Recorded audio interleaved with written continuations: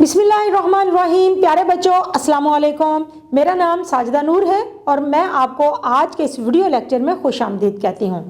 आज के इस लेक्चर में हम जमात पंजुम की किताब मुआशरती उलूम का सबक नंबर 2 सकाफत और तनव्वो शुरू करेंगे।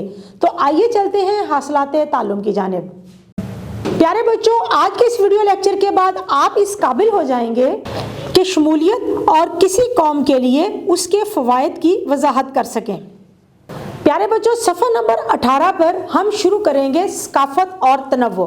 सबसे पहले हम देखेंगे कि सकाफत से क्या मुराद है। सकाफत से मुराद वो मखसूस अकायद, रसूम व रवाज, अक़दार, रहन सहन, तर्ज ज़िंदगी है जो एक मुआशरे के लोग बहैसियत कौम अपनाते हैं। इसमें मौसीकी, इसमें रवायती जश्न, लोक कहानियाँ, गीत जो नस्ल दर नस्ल एक से दूसरी में मुंतकिल होते रहते हैं, ये तमाम सकाफत के अज्जा हैं। इसके बाद हम देखेंगे कि तनव्वो क्या है।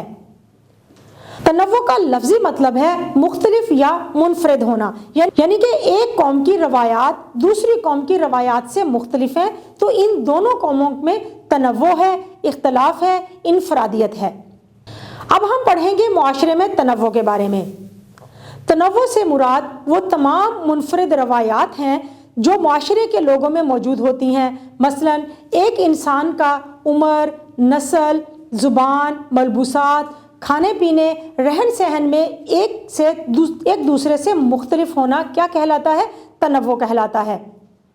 मतनव्वो मुआशरे में हर फर्द की इनफरादियत उसको हमारे हल्का अहबाब में मुख्तलिफ अक़दार के साथ सामने लेकर आती है, जिससे उसकी अहमियत और ज़्यादा बढ़ जाती है।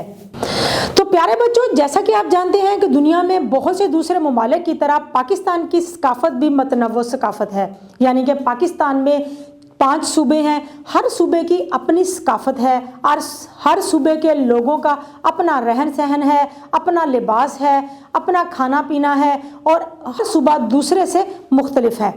ये सकाफती मतनव्वो एक ख़ास मुल्क की पहचान होता है और इस तरह से पूरी कौम एक दूसरे के साथ शमूलियत इख्तियार करती है। मिसाल के तौर पर अगर एक सूबे के लोग दूसरे सूबे में जाते हैं तो वो अपनी सकाफत को वहाँ पर जाकर मुतारफ़ करवाते हैं। अब हम पढ़ेंगे शमूलियत के बारे में, या इज्तिमाल या शमूलियत। हम देखते हैं कि इज्तिमाल और शमूलियत के क्या मानी हैं। इज्तिमाल या शमूलियत के मानी हैं किसी शख्स या चीज़ को ग्रोही तौर पर एक ग्रोह में शामिल करना, यानी कि अगर समाजी उलूम के मुताबिक शमूलियत का मफहूम ये है कि मुआशरे में मौजूद हर फर्द को मुनसिफाना हक मिलना चाहिए, उसके पास मुसावी हक मौजूद हो कि वो हर किस्म की सरगर्मियों में बिला इम्तियाज़ हिस्सा ले सके और मुआशरे की तरक्की में अपना किरदार अदा कर सके। किसी भी किस्म की सहूलियात अगर हासिल हैं तो मुआशरे के तमाम अफराद को बिला इम्तियाज़ वो सहूलतें हासिल होनी चाहिए। इस तरह से मुआशरे का हर शख्स अपने आप को मुआशरे में शामिल महसूस करेगा। इज्तिमाल मुख्तलिफ पस मंज़र के लोगों का ताल्लुक मजबूत करने में बहुत ही अहम किरदार अदा करता है। इस तरह से तनाज़ात को कम करने में और आपस में मोहब्बत भरे मुआशरे को फ़रोग़ देने में मदद मिलती है और मुख्तलिफ लोगों के साथ मिलजुल कर काम करने से हम नई चीज़ें सीखते हैं और इस तरह से हम इनफरादी और इज्तिमाई तौर पर तरक्की करते हैं।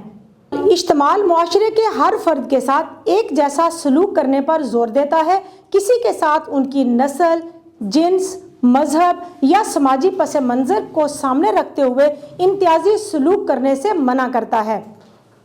जब मुआशरे के तमाम अफराद अपने आप को शमूल महसूस करेंगे कि वो मुआशरे की तरक्की की राह में रकावट बनने की बजाय मिलकर काम कर रहे हैं, तो उनके अंदर खुद एतमादी आएगी, वो अपने आप को मुआशरे का एक हिस्सा समझेंगे, वो अपने आप पर जिम्मेदारियां आयद करेंगे कि मुझे अपने मुआशरे की तरक्की के लिए क्या किरदार अदा करना है, मेरे फ़राइज़ क्या हैं और इन फ़राइज़ को मैंने किस तरह से सर अंजाम देना है, मुझे कानून, उसूल और ज़वाबित पर किस तरह से अमल करना है। इस तरह से जदीद और हकीकी नताइज हासिल होते हैं जिससे पूरी कौम मुस्तफ़ीज़ होती है। इस्तेमाल की वजह से मुआशरे का हर फर्द महसूस करता है कि चूँकि मैं मुआशरे का एक اہم فرد ہوں اور مجھے معاشرے کے تمام فیصلوں میں یا فیصلہ سازی کے عمل میں شامل کیا جا رہا ہے تو اس کے اندر اعتماد پیدا ہوتا ہے اور اس طرح سے معاشرے میں جمہوری اقدار کو فروغ ملتا ہے۔